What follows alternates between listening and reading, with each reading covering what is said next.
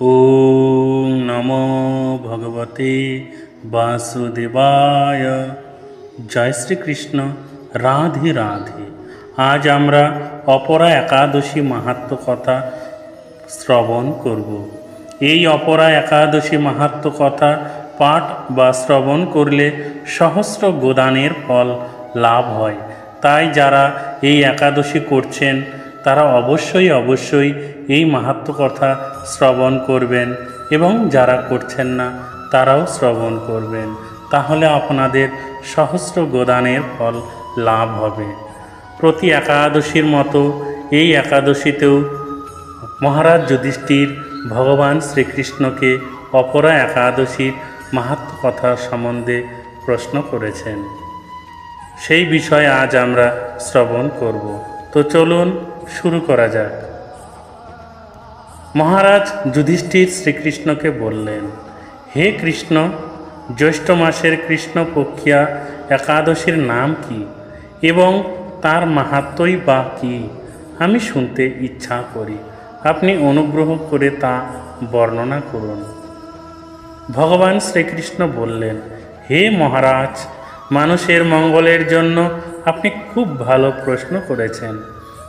বহু পুণ্য প্রদানকারী, মহাপাপ বিনাশকারী এবং পুত্র দানকারী এই একাদশী অপরা নামে খ্যাত। এই ব্রত পালনকারী ব্যক্তি জগতে প্রসিদ্ধ লাভ করে। ব্রহ্মহত্যা, গোহত্যা, ভ্রূণ হত্যা, পরনিন্দা, পরস্ত্রী গমন, মিথ্যা ভাষণ প্রভৃতি গুরুতর পাপ এই ব্রত পালনে নষ্ট হয়ে যায়।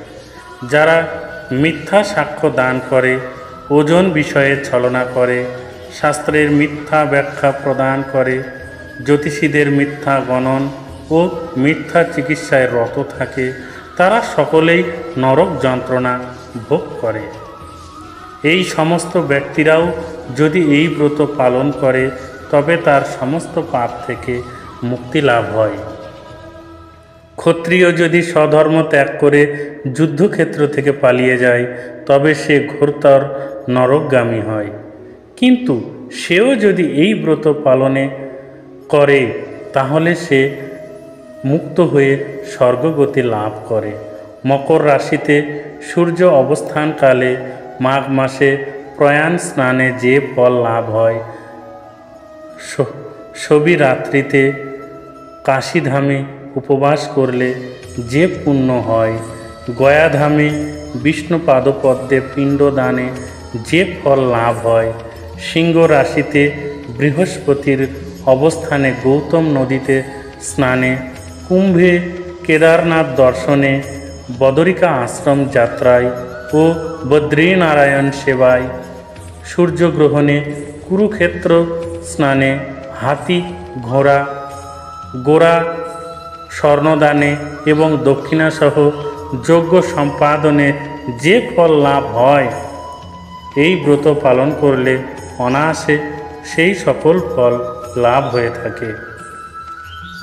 এই অপরা ব্রত পাপরূপ বৃক্ষের কুঠার স্বরূপ।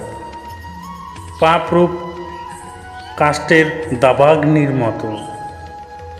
পাপরূপ অন্ধকারের সূর্য সদৃশ্য এবং পাপ হস্তির সিংহ স্বরূপ।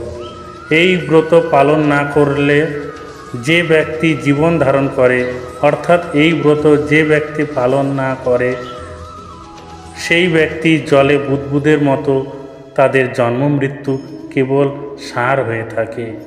অপরা একাদশীতে উপবাস করে বিষ্ণু পূজা করলে সর্বপাপ মুক্ত হয়ে বিষ্ণুলোকে গতি হয়। এই ব্রত কথা পাঠ ও শ্রবণ করলে সহস্র গোদানের ফল লাভ হয়। ব্রহ্মাণ্ড পুরাণে এই ব্রত মাহাত্ম্য কথা বর্ণনা করা হয়েছে। আশা করি আপনারা ভালোভাবে শ্রবণ করতে পেরেছেন অপরা একাদশী মাহাত্ম্য কথা। তাই আপনারা প্রভুর আশীর্বাদ নিয়ে মনোযোগ সহকারে এই একাদশী করুন। দেখবেন আপনাদের সমস্ত পাপ ক্ষয় হয়ে গিয়েছে এবং বিষ্ণুপদে আপনাদের মতি লাভ হয়েছে। সবাই ভালো থাকবেন, সুখে থাকবেন, শান্তিতে থাকবেন। ঈশ্বর আপনার মঙ্গল করুন। জয় শ্রীকৃষ্ণ, জয় রাধে, জয় গোবিন্দ, জয় গোপাল, জয় অপরা একাদশী।